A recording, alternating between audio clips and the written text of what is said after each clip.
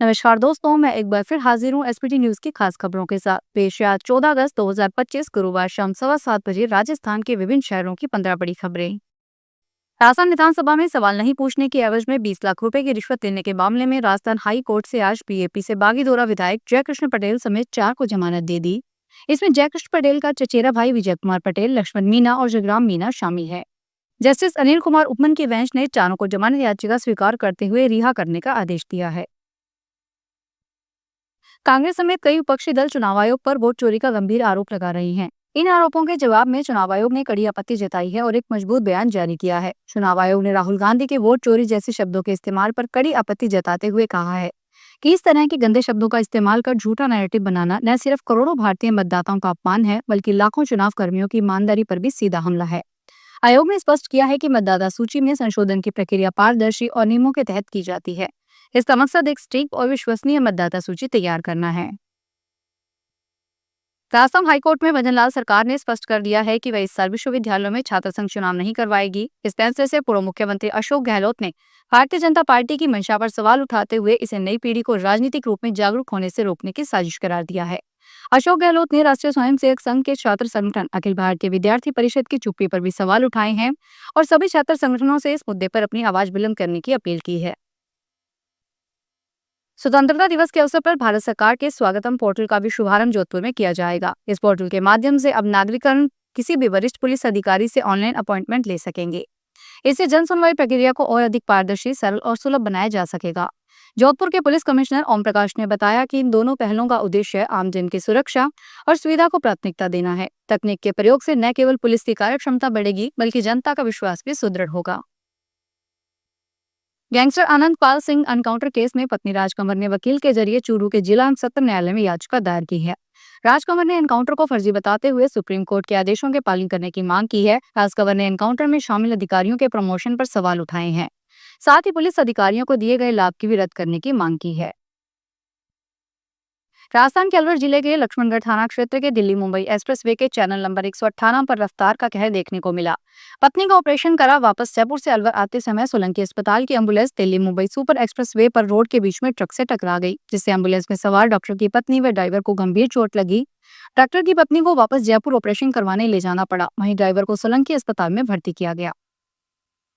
जयपुर शहर की सेक्टर सड़कों के निर्माण को लेकर मुख्यमंत्री भजनलाल शर्मा सख्त नजर आ रहे हैं। मुख्यमंत्री 17 अगस्त को दोपहर 3 बजे मुख्यमंत्री कार्यालय में इस विषय पर उच्च स्तरीय समीक्षा बैठक लेंगे।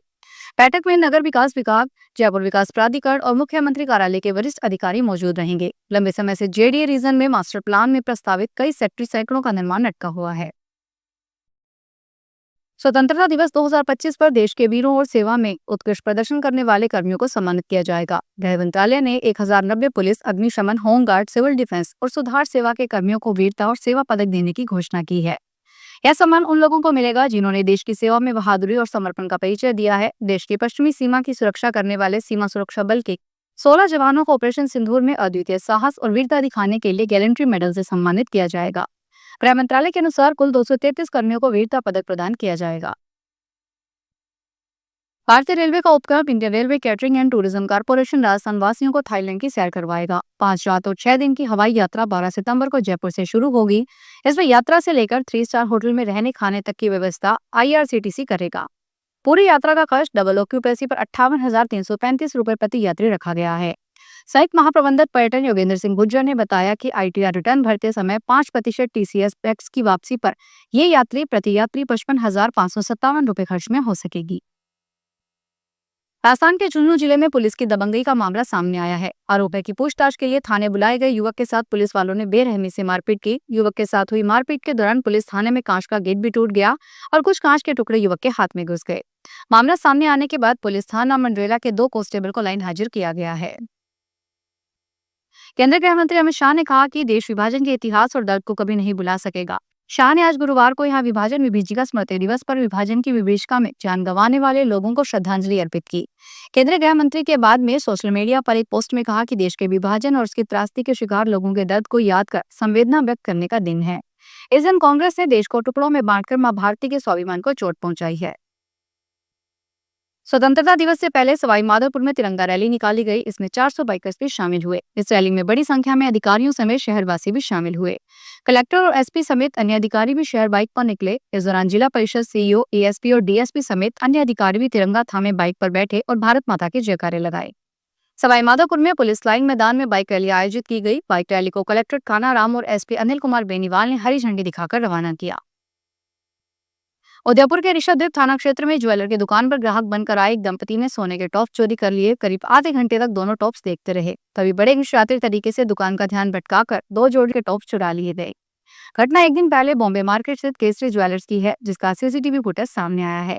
चोरी किए गए टॉप्स 6 ग्राम के थे, जिनकी कीमत करीब 65,000 रुपए है। दंपति ने दुकान से कुछ भी नहीं खरीदा और बाद में वापस खरीदने के आने की बात तय कर रवाना हो गए। दुकानदार ने कुछ देर बाद जब टॉप्स की संख्या चेक की तो उसमें 2 जोड़ी गायब मिले। अलवर शहर के हरीश अस्पताल में गुरुवार को एसी यूनिट में अचानक आग लगने से अफरा तफरी मच गई। घटना की सूचना मिलते ही मौके पर 2 दमकल गाड़ियां पहुंची और फायर फाइटर्स ने मशक्कत कर आग पर काबू पा लिया। प्रारंभिक जानकारी के अनुसार आग अस्पताल के एसी यूनिट में शॉर्ट सर्किट से लगी। धुआं उठता देख अस्पताल स्टाफ ने तुरंत फायर ब्रिगेड की सूचना दी। समय रहते आग पर नियंत्रण पा लेने से बड़ा हादसा टल गया। केंद्र सरकार ने पंजाब के प्रधानमंत्री सड़क योजना के तहत करीब 800 करोड़ रुपए के प्रोजेक्ट रद्द कर दिए। योजना के तहत राज्य में 64 सड़कें बननी थी, जबकि 38 नए पुल बने जाने थे।